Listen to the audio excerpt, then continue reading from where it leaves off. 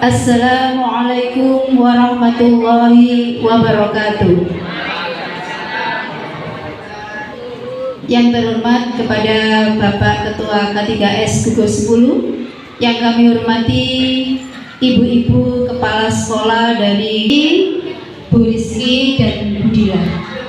Puji syukur alhamdulillah kepada Allah Subhanahu wa taala senantiasa kita panjatkan, karena pada pagi hari ini atau siang hari ini kita bersama-sama nanti bisa mengikuti kegiatan mentoring P5 yang diadakan oleh Gugus KKG Gugus 10 bertepatan pada tanggal 26 Oktober 2023.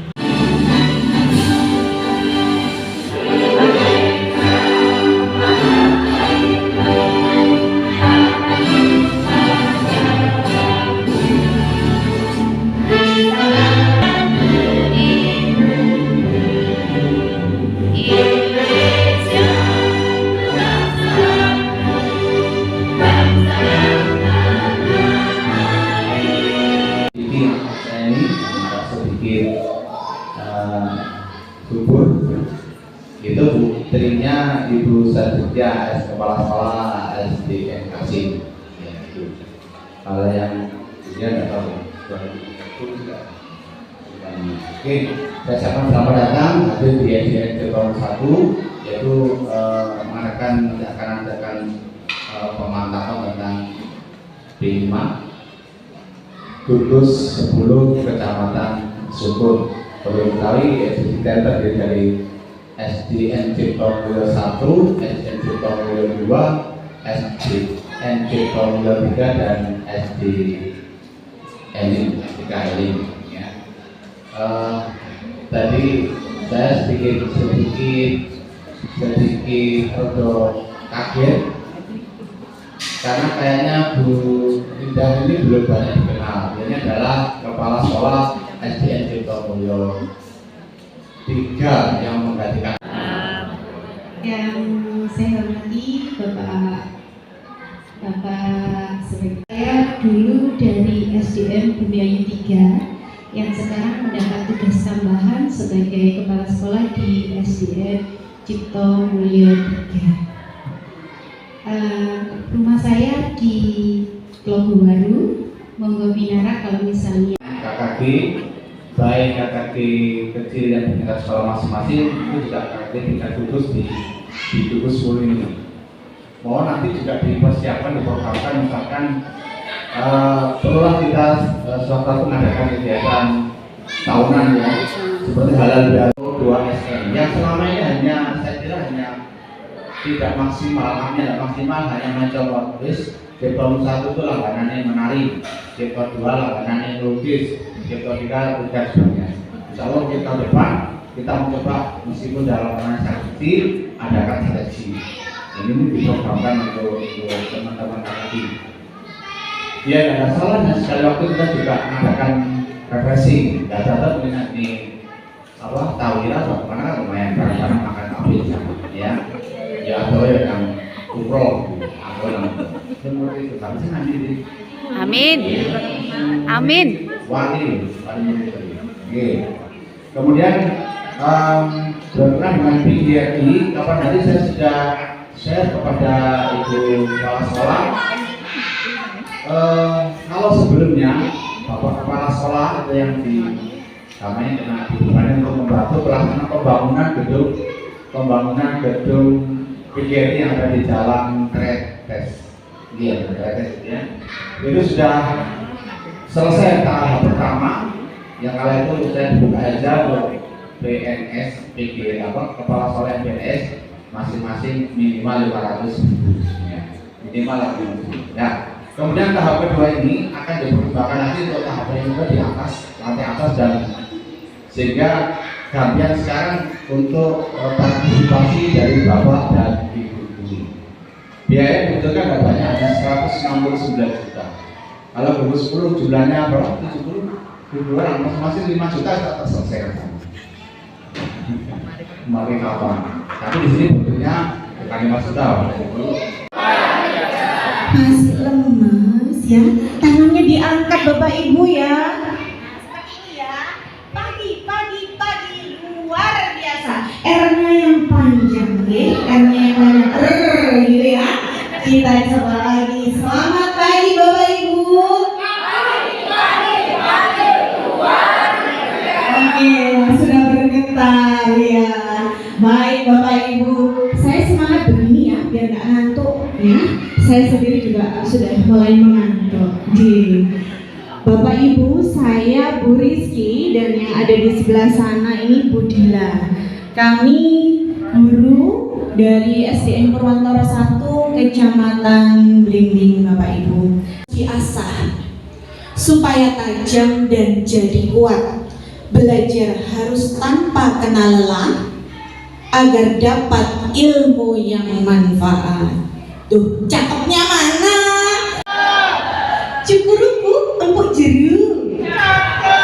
Belajar bersama gugus 10. Semoga menjadi pengalaman yang seru. Terima kasih juga kegiatan sekolah penggerak. Jadi sedikit ada informasi-informasi tambahan yang mungkin kita bisa sharingkan bersama kepada Bapak Ibu.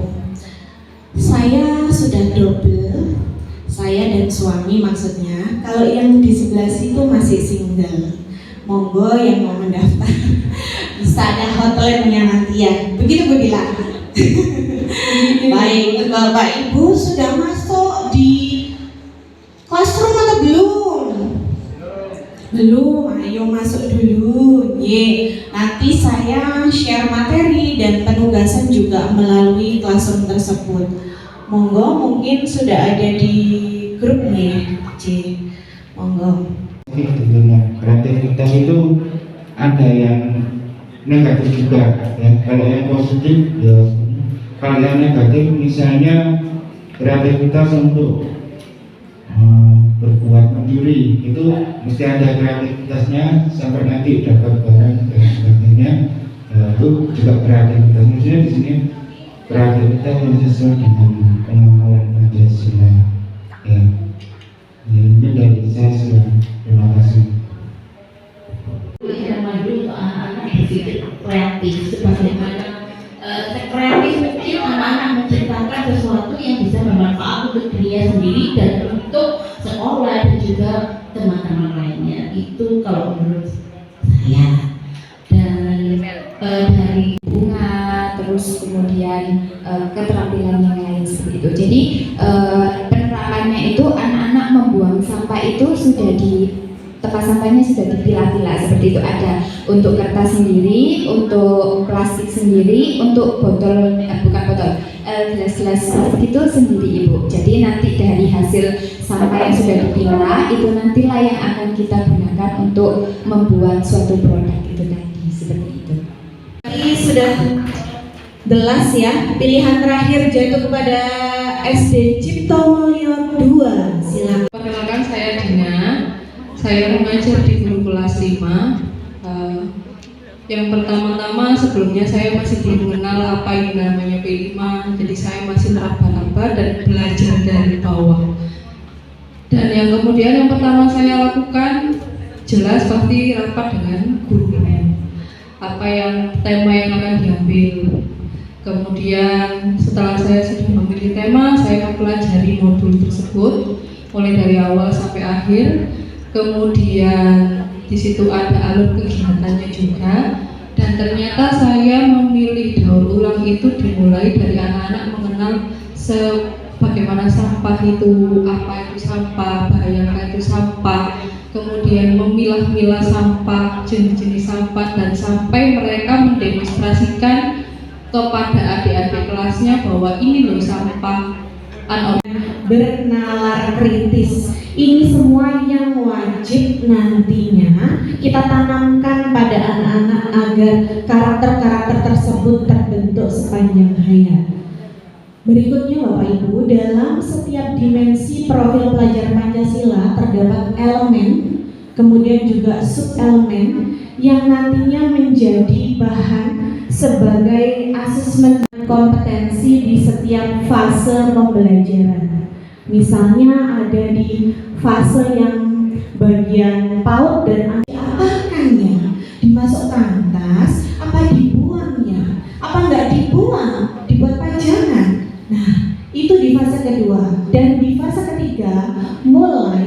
membuat kelompok dan mengamati perilaku yang ada di sekitarnya. Bu siapa tadi ya? Dia sudah mulai untuk mengenalkan ke adik-adiknya bagaimana sih untuk membuang sampah yang benar itu.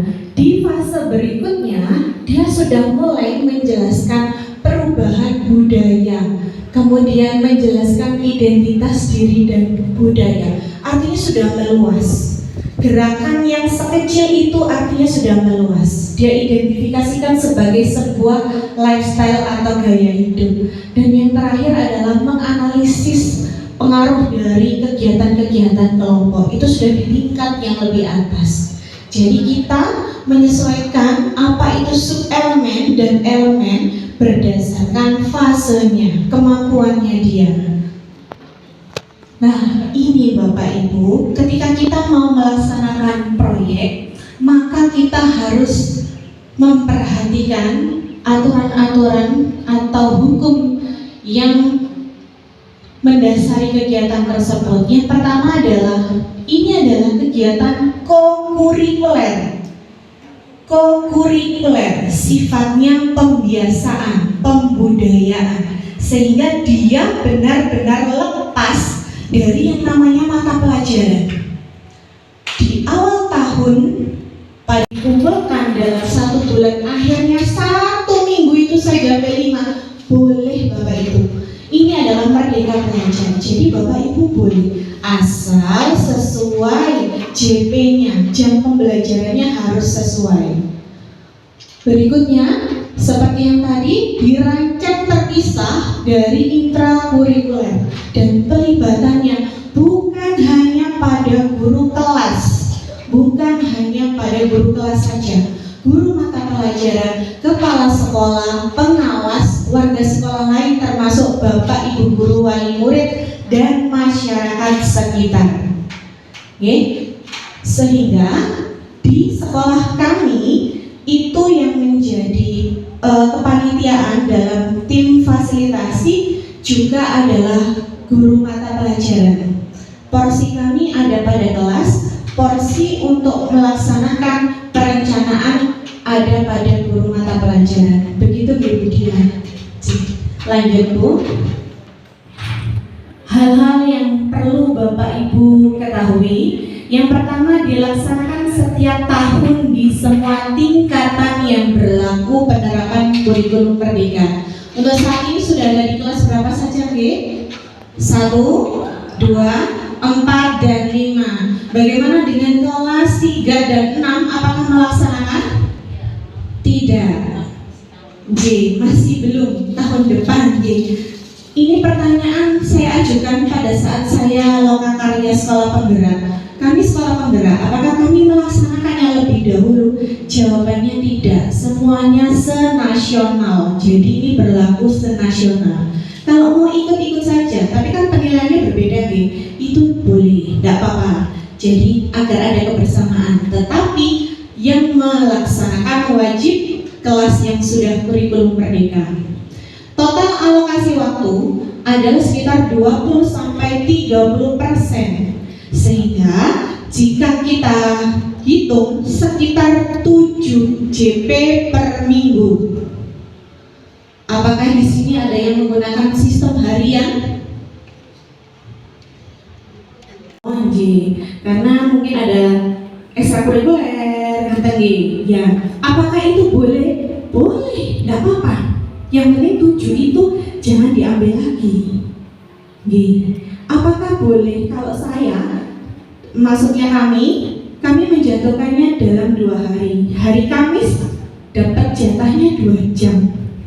Di hari Jumat dapat jatahnya 5 jam. Boleh? Boleh. Apakah itu bisa dijatuhkannya 1 minggu full P5? Boleh.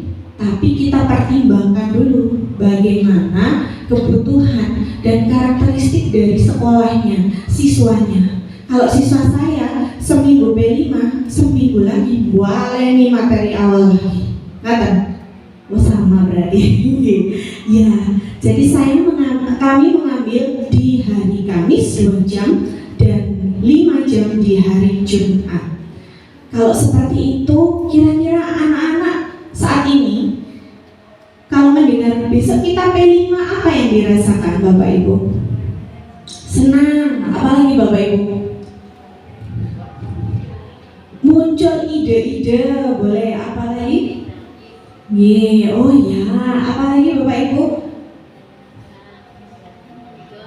Enjoy ya, merasa bebas ya, tidak terkekang di kelas saja. Ya, tidak merasa bosan, betul. Kemudian tema-tema itu sudah ditentukan, ada 6 tema yang dapat kita pilih di satuan pendidikan dasar. Kemudian topik itu mengembangkannya sendiri. Bagaimana keterlibatan siswa, kemudian warga sekolah dalam pemilihannya. Bapak Ibu, ini titipan bahwa siswa mulai dari tema sampai topik sampai kegiatan harian atau mingguan itu wajib dilibatkan. Bahkan siswa yang memilih kegiatannya sendiri.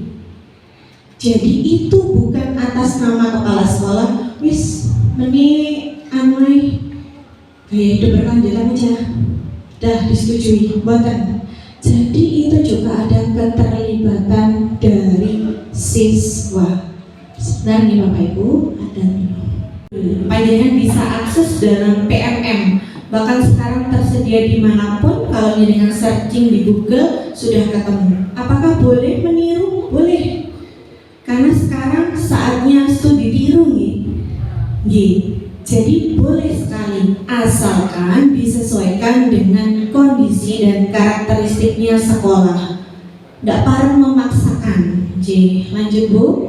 Berikut adalah alokasi waktu pada mata pelajaran SDMI ini untuk kelas 1. Jadi yang sudah disampaikan bahwa nantinya dari jumlah JP tersebut kita ambil mungkin sekitar 20-30%.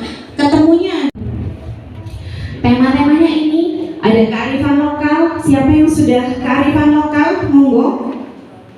Belum ada yang kearifan lokal? Baik. Rekayasa teknologi itu SMK. Dari berikutnya ada kewirausahaan. Apakah proyek ini dilaporkannya terpisah dari intrakurikuler atau dilaporkannya bergabung dengan intrakurikuler?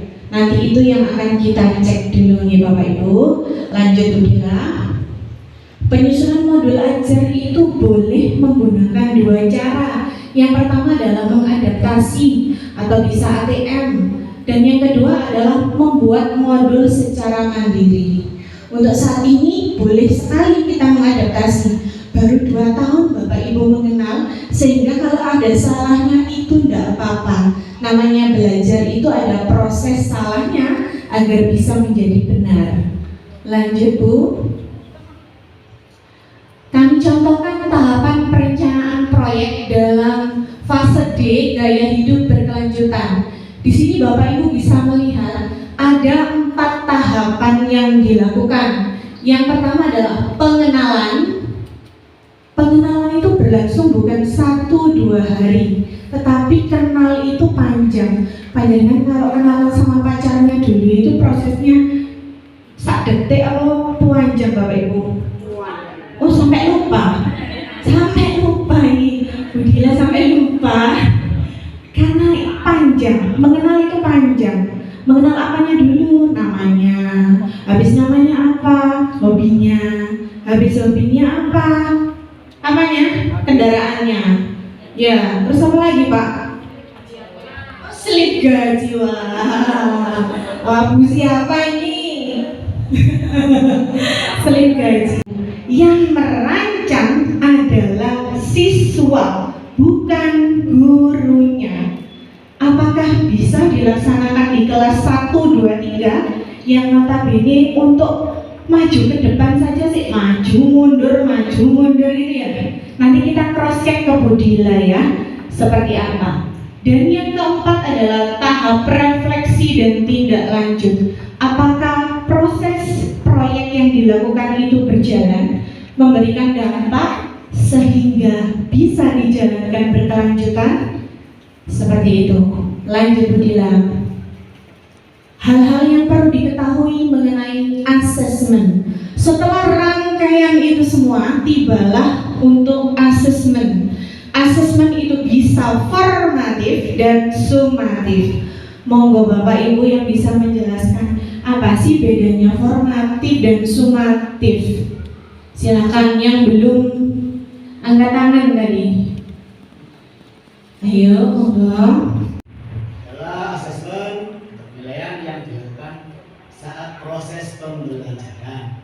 Kalau sumatif ya pembelajaran. Terima kasih. Pak Setia, keberjalanan prosesnya Bapak Ibu, itu pun fungsinya untuk gurunya. Apakah kegiatan pembelajaran, apakah treatment saya, apakah model saya, apakah media saya, itu bermakna bagi anak-anak. Apakah itu memang dipahami langsung oleh anak-anak, itu formatif. Tapi kalau sumatif itu bisa dilaksanakan dalam satu TP ataupun satu lingkup materi. Misalnya sumber daya alam ya Bu ya, banyak sumber daya alam. Kalau anak tidak mampu, jangan dipaksakan untuk mengambil langsung satu ruang lingkup. Boleh kita ambilnya sedikit-sedikit, tidak apa-apa, tidak apa-apa. Ini Merdeka Belajar bagi Bapak Ibu yang tahu ukurannya anak-anak itu panjangnya. Jadi diperbolehkan sekali. Berikutnya, pada penekanan pada asesmen performa atau kinerja, bukan pada produknya. Produknya bagus, jelek, payu, apa enggak, bukan itu. Tapi kinerjanya yang dinilai bukan cantiknya, bagusnya, hasilnya, tapi kinerja. Ada anak yang cuman titip nama saja, berkelompok, gak garap, titip jenenge tok. Ada anak yang biasanya mendominasi Bapak Ibu. Ayo cepetan, kita harus cepet ini, ayo gini, sampai menjadi bos di kelompoknya sendiri. Itu yang kita nilai. Gotong royongnya gimana, kemandiriannya gimana, keberaniannya anak itu bagaimana. Kemudian pada jenjang SD, nah ini tadi pelaporannya terpisah dari intrakurikuler. Makanya Bapak Ibu ngeprint rapot P5-nya sendiri. Betul begitu? Betul, baik. Lanjut Bu Dila. Produk atau kebiar pada akhir pembelajaran. Tahu-tahu besok tampil, besok jualan, besok kamu sama mamamu bawa ini didol. Tahunya itu. Tapi P5 itu bukan itu. P5 itu adalah proses menuju ke sananya. Produk itu hanya sarananya. Sarana kita mengapresiasi anak-anak, sarana kita mengapresiasi pekerjaan yang sudah dilalui anak-anak cukup panjang. Jadi sekali lagi, yang namanya P5 itu tujuan akhirnya bukan produk atau gebiar semata. Bu, apakah saya pernah melakukan gebiar ini? Pernah Bu. Karena dari salah itu saya tahu bahwa ternyata P5 itu bukan seperti itu. Langkah-langkahnya betul, itu adalah proses dari anak itu mendapatkan karakter-karakter baik. Project profil digabungkan dengan intrakurikuler. Nah, seperti yang sudah di awal saya ceritakan, ada beberapa sekolah karena yang menganggap 1 jamnya diambil oleh P5, maka 1 jamnya ini, oh arek P5 ini agama, tak komen gaya kaligrafi.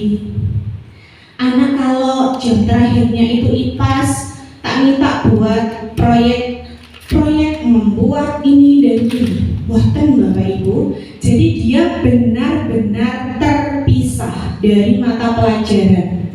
Dan hal ini Bapak Ibu, untuk di SD cukup memilih 2-3 proyek.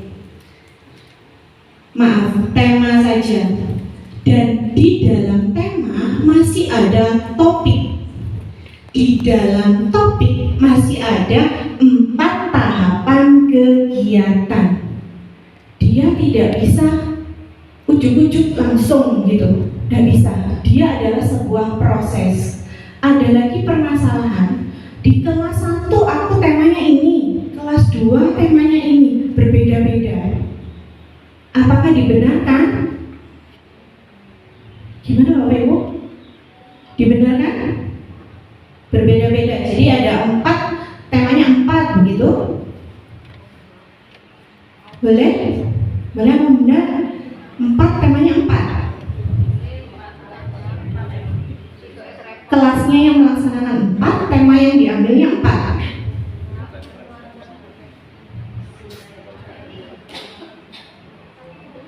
Misalnya kelas 1 ambil berkebinekaan, kelas 2 ambil kewirausahaan, kelas 4-nya ambil temanya apa ya Bu?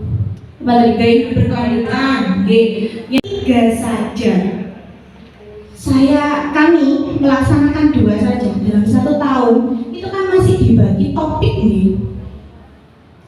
Ya, jadi kita masih dibagi topik. Topik itu boleh dilaksanakannya 2-3. Artinya estimasi dalam 1 semester itu dibagi menjadi beberapa topik. Dalam setiap topik harus menjalankan 4 tahapan kegiatan. Ngaten. Sudah mulai bingung atau gimana ini?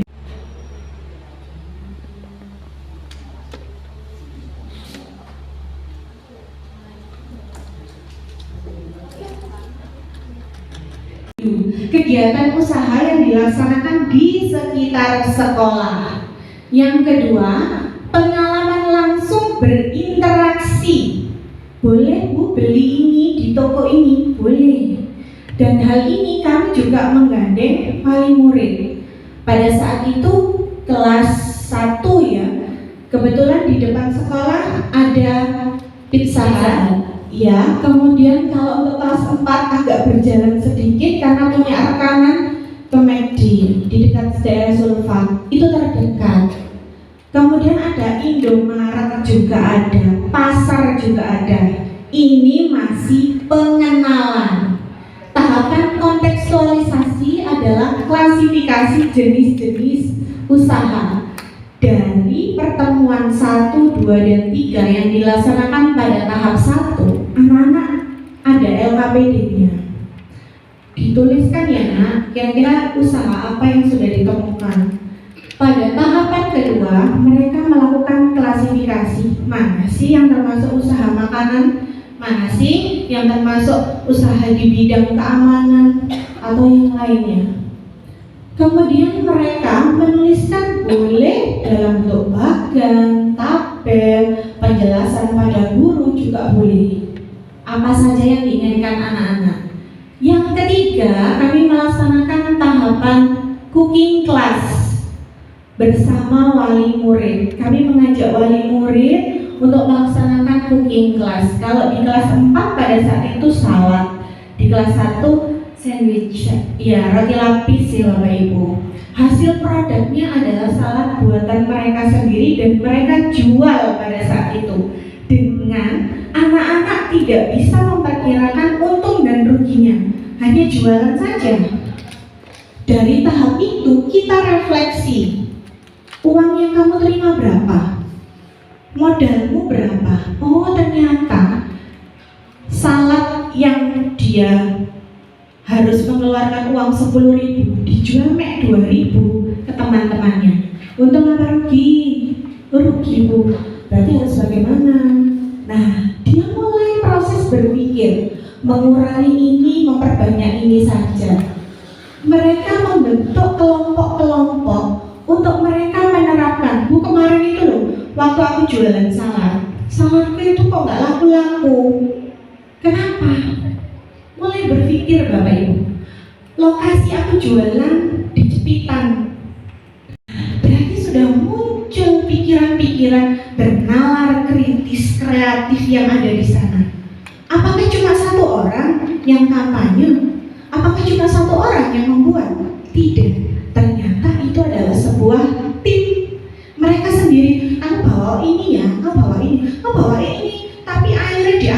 jenine kok encer gak apa-apa. Yang penting mengurangi gula. Kayak Juni guys, ini merek ini aja loh. Mayonesnya tak minta mama aja nih gak tuku. Mulai kan Bapak Ibu, mulai untuk anak-anak itu mampu menangkap karakter-karakternya. Setelah itu akhirnya membuat kemasan Bapak Ibu. Kita review lagi dari awal. McD itu kok bisa kamu dari 1 kilo bisa menangkap itu tasnya McD itu kayak apa sih Ren? Karena ada logonya, karena warnanya. Dari situ Bapak itu bukan hanya menjual dalam bentuknya itu diplastiki saja, tapi sampai stiker, logo, jingle untuk dia kampanye, dia buat sendiri biar dia laku, tidak terulang kejadian di awal tadi. Dia membuat sebuah perubahan. Itu adalah refleksi dan sekaligus tindak lanjutnya dalam kegiatan P5. Monggo Bu Dina. Nah ini tahap pengenalan.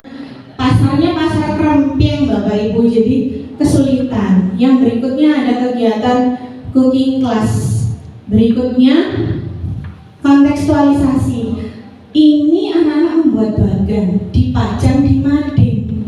Kami melakukan yang namanya kegiatan shopping round. Artinya siswa dari 4C melihat hasil kerjanya mading 4A, 4B dan memberikan komentar. Oh ternyata anak di sini tuh loh Bu, nemu usaha kulinernya ini, padahal aku nggak tahu. Nah, begitu. Berikutnya tahapan aksi. Dari yang sebelah kiri ini kami mendatangkan orang tua untuk mengajari anak-anak bagaimana cara membuat salad. Kemudian pada tahapan aksi, Bu ayo bikin topi chef, Bu ayo bikin stiker. Ini yang berada di bagian atas dari kemasannya itu mereka sendiri Bapak Ibu.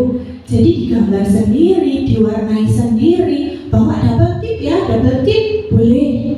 Nanti kalau naruh itu dimiringkan gini loh biar bagus, ditegakkan gini loh. Kemudian mereka juga membuat jingle. Jingle itu seperti Indomie. Aduh ngantuk, Indomie. Nah, seperti itu jingle agar mereka mudah untuk memasarkan. Berikutnya refleksi aksi. Mereka membuat, minta orang tuanya, "Ma bawa aku kain warna ini. Aku mau membuat dekorasi, bawa ini, bawa itu." Mereka sendiri membuat meja kasir juga mereka sendiri Bapak Ibu. Jadi sudah mulai nancep. Oh waktu di Indomaret ibunya itu ngetik gini loh Bu, terus dicetut gitu. Nah tapi kamu nggak punya cetut, ya apa? Ya wis Bu, ditulis saja. Jadi mereka membuat seperti, jadi kan kalau ke warung kemudian es teh centang 1 begitu. Nah seperti itu. Mereka membuat sendiri, ditulis-tulis sendiri, minta difotokopikan ke ruang guru begitu. Kita kolaborasi. Nah Bapak Ibu, dari sekian kita istirahat dulu. Nanti kita akan mencoba untuk mengembangkan ide-ide panjenengan dalam sebuah modul ajar. Ngaten nggih? Kita istirahat. Yang pertama, kan ini kebetulan di sekolah mau mengadakan marketing. Nah itu yang beberapa di guru di sini mamanya itu yang dijual harus yang ada di pelajaran, ya di pelajaran produknya yang dijual. Contohnya seperti di seni rupa membuat kerajinan itu yang dijual atau boleh bebas di luar di luar dari produk pelajaran. Terus yang kedua, ternyata kan setelah Bu Rizky jelaskan, dari marketing itu prosesnya ada banyak sekali, mulai dari survei, pengemasan sampai nanti sebelum acara itu ada banyak Sedangkan di sekolah rencananya itu di bulan Desember. Nah itu apakah proses yang banyak tadi itu bisa disingkat atau bagaimana, atau ada solusi yang lain? Terima kasih. Sekolah mengadakan market day, berarti temanya kewirausahaan. Apakah yang dijual harus sesuai dengan materi yang ada di pembelajaran intrakurikuler? Proyek itu lepas dari intra. Jadi proyek kalau kita menentukan, bukan kita, siswa, kita tanyakan ke siswanya. Dikala dia menyatakan bahwa kegiatannya itu masih berhubungan dengan mata pelajaran, tidak apa-apa. Tetapi kita tidak mengarahkan untuk maju atau dari pelajaran. Misal, ada pelajaran tentang membatik gitu ya, atau pelajaran tentang membuat olahan getuk gitu. Terus kemudian nanti kita keluarkan di P5. Konsepnya buatan seperti itu. Tetapi dia harus berawal dari 4 tahapan tadi. Mulai dari tahapan pengenalan, kemudian tahapan dia menalar pembelajaran kontekstual, kemudian dia perencanaan, baru refleksi dan tindak lanjut. Jadi di luar dari intra, tidak ada selipan dari intra yang masuk ke dalamnya. Kemudian yang kedua, dalam waktu yang singkat tahapan P5-nya banyak, apa bisa disingkat atau bagaimana? Saya bertanya dulu, sampai di sini tahapannya seperti apa? Merancang seperti modul terus langsung ke alurnya acara itu bagaimana gitu. Ternyata saya tanya ke teman saya Budila, itu ada banyak sekali tahapnya. Nah itu ternyata belum terlaksana. Misalnya saya pada semester ini tema saya adalah gaya hidup berkelanjutan. Anak-anak saya minta untuk berkeliling ke sekolah. Kira-kira kegiatan lingkungan apa, permasalahan lingkungan apa, resiko atau potensi apa yang timbul di sekolahmu. Dia mencatat. Jadi dia benar-benar harus menyelaminya, mengalaminya. Tanpa kita harus memberikan ini loh permasalahannya, ini loh ininya. Kalau seperti itu pekerjaannya jadi proyeknya guru, bukan proyeknya siswa. Panjenengan tetap melaksanakan 4 tahapan tersebut, memang kurun waktunya jadi lebih sedikit.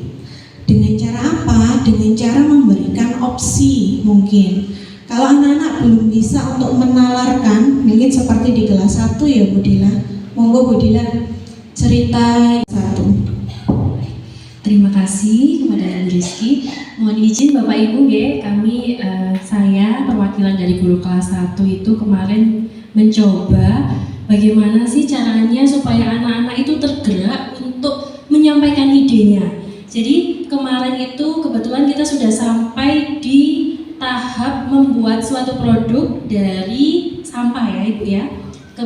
Kebetulan kami dari sampah kertas. Nah kemarin anak-anak saya coba begini, kan anak-anak itu antusiasnya tinggi ya Bapak Ibu, karena kita di hari Jumat ya yang lebih banyak, anak-anak bilangnya seperti ini, hari Jumat mau buat apa ya Bu ya gitu. Nah terus akhirnya saya bahas ketika selesai pembelajaran di hari Jumat itu, saya bilang gini, kira-kira minggu depan kita mau buat apa gitu. Nah terus anak-anak kan sudah menyampaikan banyak hal gitu. Nah dari situ anak-anak mana yang kira-kira karyanya bisa dibuat dari kertas, karena kebetulan kita sekarang sedang mengolah sampah kertas begitu.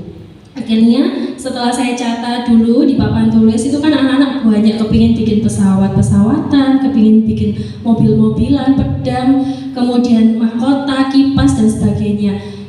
Pertamanya saya tampung dulu, kemudian baru nanti itu kita kelompokkan mana yang bisa dipakai menggunakan kertas, mana yang tidak begitu. Nah dari situ kita mulai, ini bisa enggak pakai kertas, terus anak-anak enggak Bu nanti letoy gitu bilangnya. Oke kita skip berarti yang ini, kita lanjut lagi, kemudian sampai ketemulah beberapa karya. Nanti anak-anak tinggal pilih gitu Bapak Ibu mau karya yang mana. Jadi kemarin itu kebetulan memang ada satu siswa yang beda dengan yang lain gitu Bapak Ibu. Misalkan kemarin membuat baju dari kertas lipat biasanya, tapi kalau kemarin saya bilangnya gini ke anak-anak, pakailah kertas apapun yang ada di rumah, tapi bukan yang baru beli tadi malam gitu. Pokoknya saya bilangnya gitu, gunakan kertas apapun yang ada di rumah yang sudah tidak terpakai. Boleh, Bu boleh pakai kalender, boleh. Bu saya di rumah adanya kertas bungkus, mama saya jualan, boleh. Minta satu untuk prakarya di hari Jumat P5 itu tadi. Terus akhirnya dia membuat baju yang lainnya, ada yang buat mahkota, ada yang membuat pesawat-pesawatan, kapal dan sebagainya.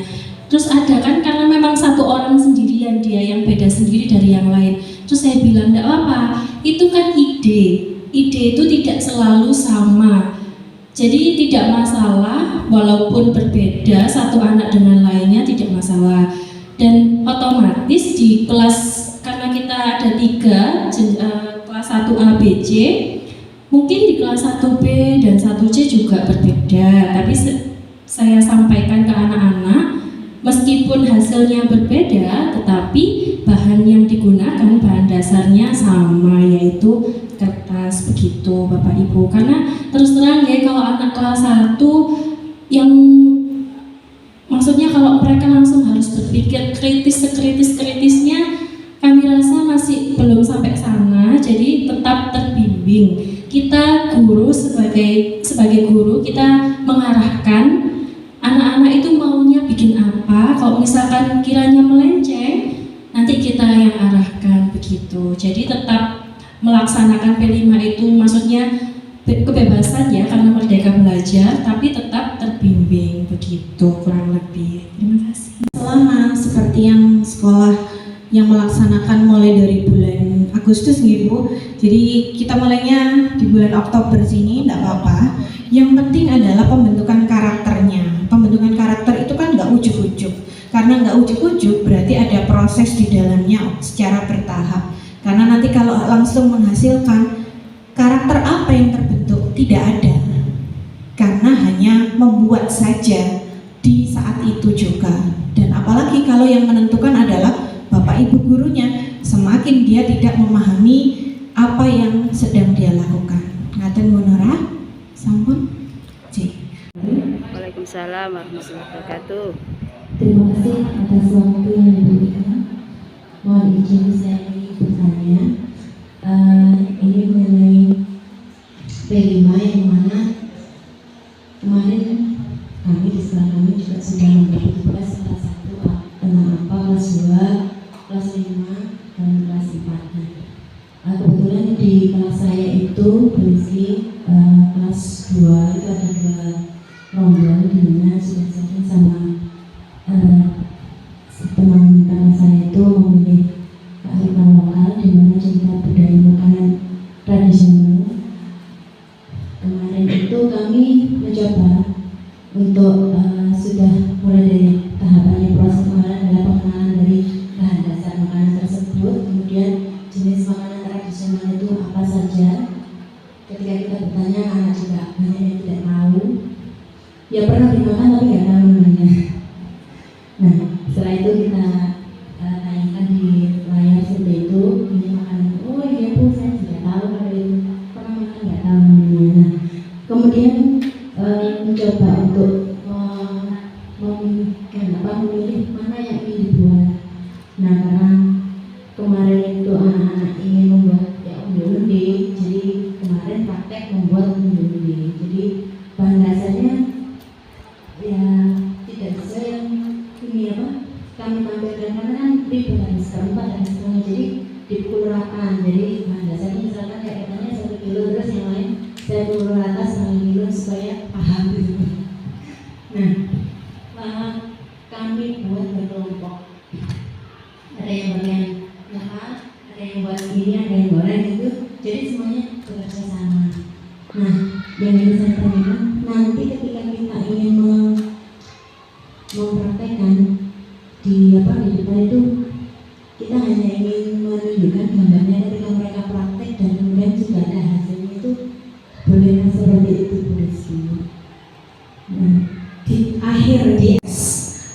meskipun nantinya itu mungkin setengah proses pun tidak apa-apa, yang penting mengalami dulu. Dan dia tidak hanya sekedar onde-onde mungkin ya, oh kalau nanti aku perkenalkan ke teman aku pakai bahasa Jawa, onde-onde kan dari Jawa. Nah jadi sekalian kata lu, hasilnya itu bukan produknya saja yang dilihat, begitu. Jadi masih ada kegiatan-kegiatan atau karakter-karakter yang muncul di dalamnya selain pada saat itu. Anaknya juga bisa melakukan misalnya eksebisi gitu ya, orang tua didatangkan. Ini cara membuat onde-onde. Jadi Bapak Ibu kita masukkan tepung, diperagakan begitu. Dari situ kan anak merasa terapresiasi nih, pekerjaannya, runtutan kegiatannya seperti apa. Kemudian untuk dari sini sampun apa mboten atau masih kurang? Agar anak-anak benar bisa, Nggih. benar bisa. Jadi Nggih. nanti di akhirnya cuma kan anak-anak sudah praktek, jadi maksudnya di akhirnya itu cuma perangkat nggih Bu. Nggih, nanti perangkatnya coba nanti akan kami tayangkan berkaitan dengan modul ajarnya. Kalau yang ada di kurikulum itu biasanya ada tema dan ada topik, berarti pada saat pembuatan kurikulum sudah menentukan tema, itu memang ranahnya sekolah. Tetapi siswa itu wajib diikutkan dalam kegiatan penyusunan KWSP untuk dia dapat menentukan tema. Mungkin siswa tidak bisa nalar gitu ya Bu ya, tetapi kita bisa masih mengarahkan. Artinya ada keterlibatan bahwa aku sudah memilih tema ini. Untuk topik yang disertakan dalam kurikulum itu melalui review kurikulum biasanya. Jadi setelah kurikulum itu jadi, ada temanya yang terpaut di situ, kita ajak ngobrol lagi siswanya. Maunya apa? Maunya kegiatannya seperti apa? Di semester 1 ini ada 6 bulan misalnya. Kita bisa 3 bulan topik 1, 3 bulannya topik 2. Kira-kira kegiatannya apa nak yang mau kita lakukan? Anak memang tidak akan bisa langsung berkata Bu, langsung memikirkan ide, tetapi kita coba untuk menstimulus anak-anak tersebut dengan kemampuan bertanya, dan bisa jadi adalah contoh. Apakah boleh kita mencontohkan? Boleh, tapi kan nanti juga di ATM ya Bu ya. Aten, terima kasih. Karena terlalu banyak yang bingung. Yang pertama yang berkaitan dengan jawaban yang tadi panjenengan tentang apa namanya,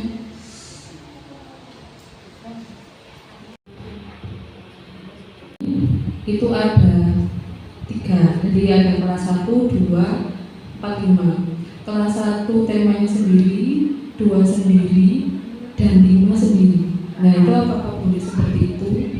Kemudian yang kedua,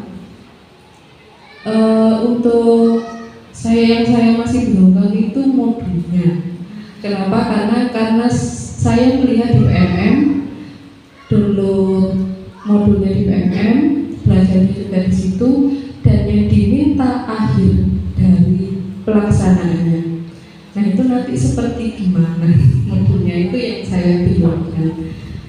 Kemudian yang ketiga itu kan saya memilih tema daur ulang. Ada 5 produk daur ulang kewirausahaan daur ulang kelas 5. Itu nanti saya akan gelar dengan kelas-kelas yang lain. Mungkin ada 3 tema yang berbeda. Kemudian itu kan saya ada 5 produk. Satu yang paling berat itu dari fashion show. Apakah keempat produk ini yang biasanya saya buat dengan anak-anak di kelas itu dibazarkan, dan satunya di fashion show itu yang nanti gongnya itu yang saya bingungkan.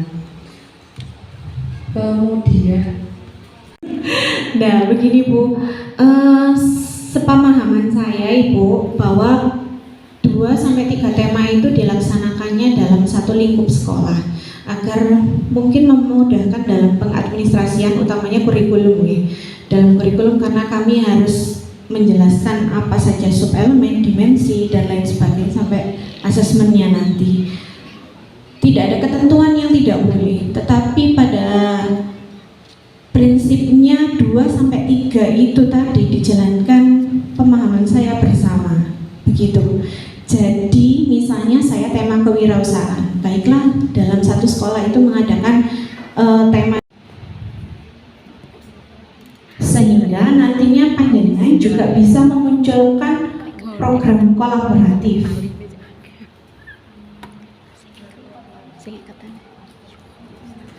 Begitu, nggih.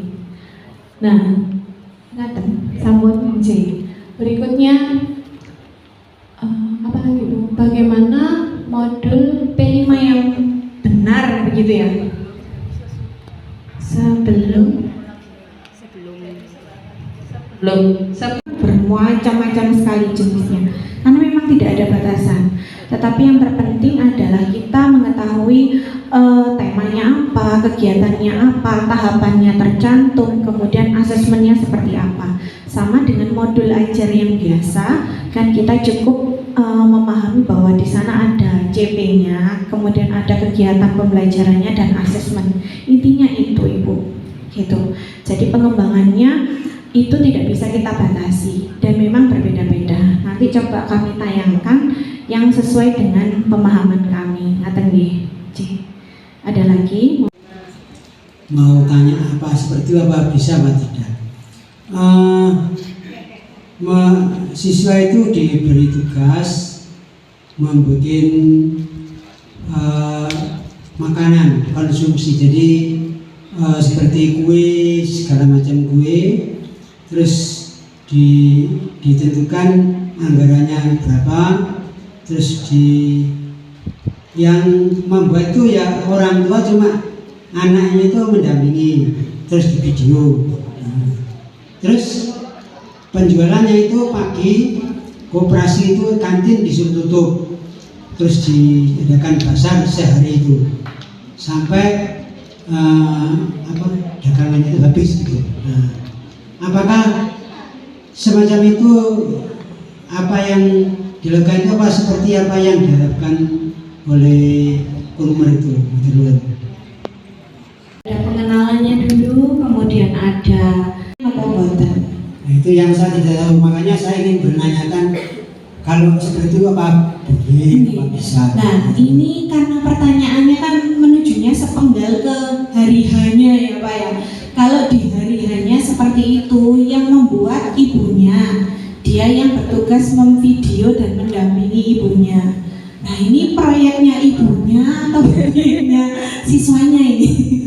Oke, jadi siswa Pak, fokusnya pada siswa. Semuanya berpusatnya pada siswa. Siswa yang melakukan perencanaan sampai dengan siswanya nanti merefleksi. Makanya tadi ada siswanya mampu menilai bahwa kegiatan yang dilaksanakan di awal belum sukses karena apa ya? Karena ini. Dia mengatasi masalahnya. Setelah mengatasi masalah, dia melakukannya lagi lebih baik sesuai pemikirannya dia, bukan pemikiran dari gurunya, begitu. Jadi kalau itu tahapannya dilakukan dan karakternya terbentuk serta muncul, ya seperti itulah P5, kata Pak. Mungkin kalau waktunya kurang, mohon izin saya hanya menerangkan ini saja, nggih. Bu bisa diperbesar. Itu kelas 4 dengan tema Bhinneka Tunggal Ika. Topiknya adalah latar belakang kita memang berbeda tapi kita satu. Dimensi sasarannya adalah berkebinekaan global. Kemudian kita menjelaskan keterangan singkat atau ide kegiatan yang akan dilakukan pada proyek tersebut. Proyek tentang latar belakang kita memang satu merupakan proyek pertama dalam semester ganjil yang mengembangkan sikap berkebinekaan global. Dan untuk menjaga kepercayaan sesuai dengan agama yang dianut dan tetap berpikiran terbuka dalam berinteraksi serta menumbuhkan saling menghargai. Proyek ini diawali dengan analisis permasalahan kontekstual yang berkaitan dengan keberagaman agama. Bapak Ibu, di sini sekolah kami yang berada cukup di tengah kota tersebut, keberagamannya itu sangat-sangat besar, utamanya keberagaman suku dan juga agama. Jadi bisa bisa jadi ada 4 agama itu ada dalam satu sekolah. Bisa jadi berbagai macam suku juga ada dalam satu kelas. Begitu. Kemudian yang kita lakukan ada di lingkungan keluarga, sekolah, dan masyarakat. Siswa diminta untuk melakukan pemetaan permasalahan. Dalam hal ini Bapak Ibu, kami meminta siswa untuk melakukan pemetaan. Setelah kamu mengetahui keberagaman, ada masalah enggak, ada permasalahan enggak dalam berdampingan dengan perbedaan tersebut. Setelah dari situ mereka membentuknya seperti mind mapping boleh, tabel juga boleh, dan menentukan proyek hasil pemikiran berupa upaya saling menghargai perbedaan agama yang dituangkan, boleh lisan, boleh tulisan, boleh vlog sesuai dengan kreativitas peserta didik. Artinya di sini akhir dari kegiatan P5-nya ini dia adalah sebuah produk memang, yaitu produk berupa lisan, tulis, vlog, dan lain sebagainya. Tetapi proses di dalamnya dia ada proses untuk mengatasi permasalahan kontekstual yang ada dalam wilayah kelasnya. Pada saat itu memang kelas saya sendiri ada permasalahan seperti itu, perbedaan agama dan perbedaan suku bangsa. Dari situ Bapak Ibu, kita mau melihat dimensinya, elemennya, sub-elemennya, dan rumusan kompetensi sesuai fase. Bapak Ibu, di dalam P3 yaitu profil pelajar Pancasila sudah saya sertakan juga dalam Google Classroom di sini yang seperti ini. Di sini adalah panduan kita, pedoman kita untuk mengetahui dimensi elemen sub-elemen. Kalau saya milih berkebinekaan global, maka saya mau memilih elemen apa yang sesuai. Yakni saya memilih mengenal dan menghargai budaya. Kemudian agak di scroll sedikit Bu. Stop. Oke. Nah, kemudian sub-elemennya apa? Sub-elemennya mendalami budaya dan identitas budaya. Kemudian rumusan kompetensinya apa? Ini bukan membuat sendiri, tetapi sudah disediakan oleh P3. Di situ sudah tertera.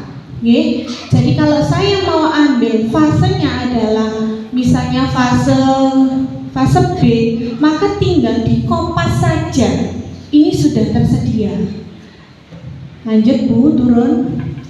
Kemudian Bapak Ibu, dalam hal tersebut untuk kita menentukan anak itu karakter kompetensinya seperti apa, nantinya kita golongkan menjadi asesmennya itu berupa dia mulai berkembang, dia sedang berkembang sesuai harapan, atau sangat berkembang. Saya contohkan, berkebinekaan mengenai menghargai budaya, mendalami budaya dan identitas budaya. Saya ada di kelas 4, berarti fase B. Maka bagian yang atas Bu, bagian yang BSH, berkembang sesuai harapan, itu adalah apa ya? KKM-nya itu ada di situ. Jadi kalau kita melihat di P3 pada tahapan berkebinekaan global, mendalami budaya dan identitas budaya, fase B itu diletakkan kalimatnya itu di bagian BSH. Bagian bawahnya itu adalah fase di bawahnya.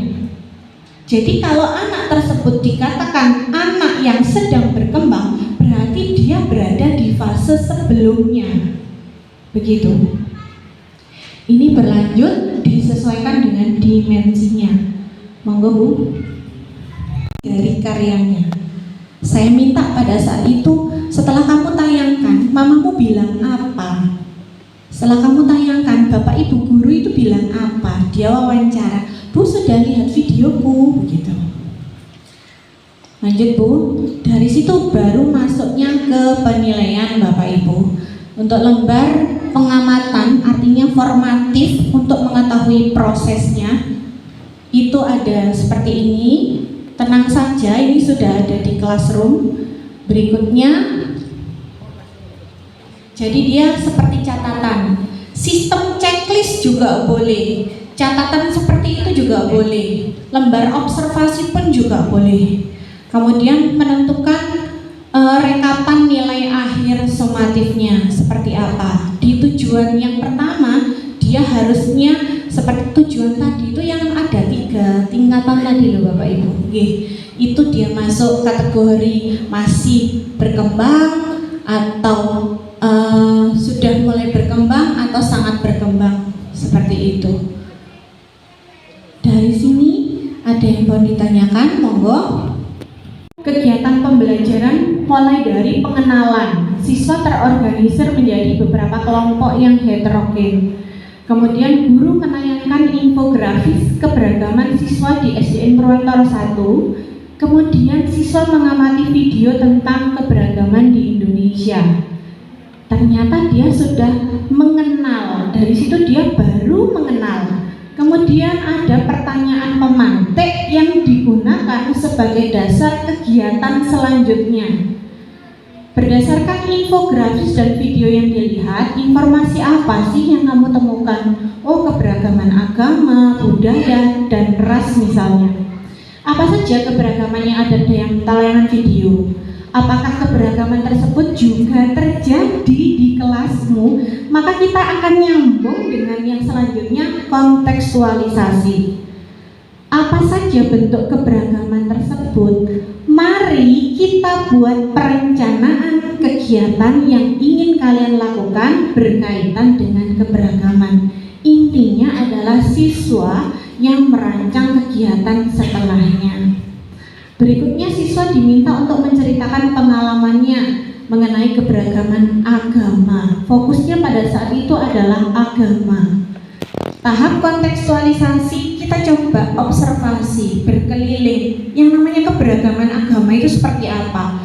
Kebetulan di sebelah kiri dari sekolah kami itu ada gereja, di sebelah kirinya lagi itu ada musola.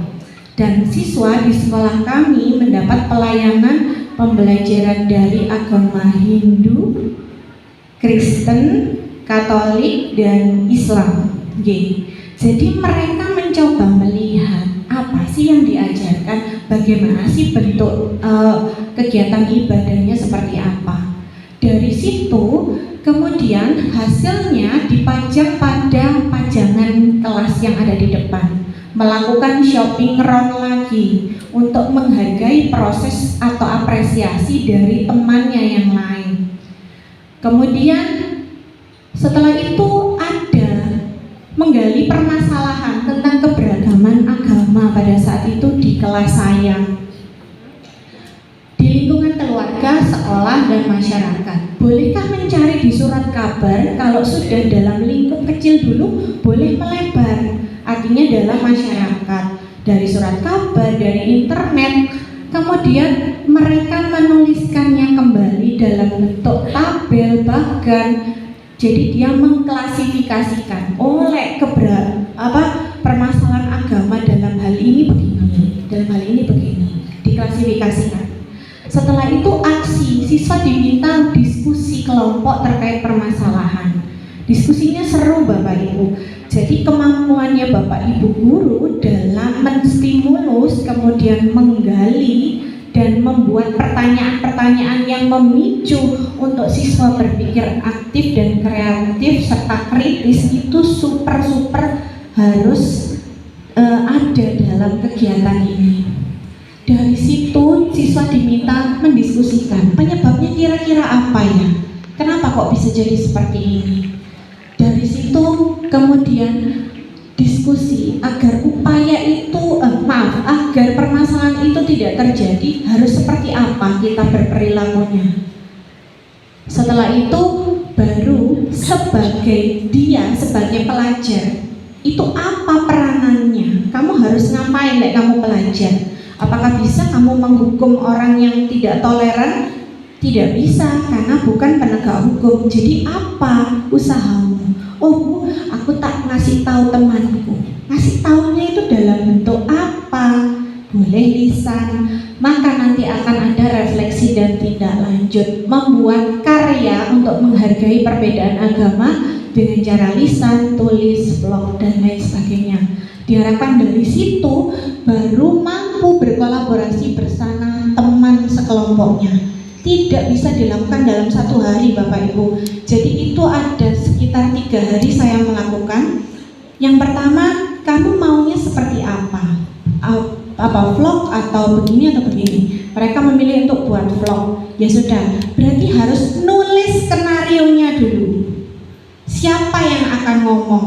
Pengambilan gambarnya itu di mana? Dari situ mereka mulai menentukan kemandiriannya, memimpin teman-temannya untuk melakukan sesuatu. Apa yang harus dikatakan, di-cross-check-kan dulu ya ke Bu Rizky, baru di-cross-check-kan. Di hari hanya mereka meminjam HP dan kemudian pinjam tripod saya ngarahkan anak-anak.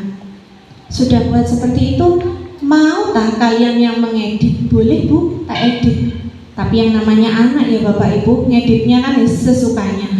Kita tugasnya untuk mengarahkan agar tampilannya juga lebih bagus, kemudian diupload. Dari situ disebarkanlah bukan hanya ke teman kelasnya, tapi ke orang tuanya, kemudian orang tuanya menyebarkan ke yang lainnya, begitu.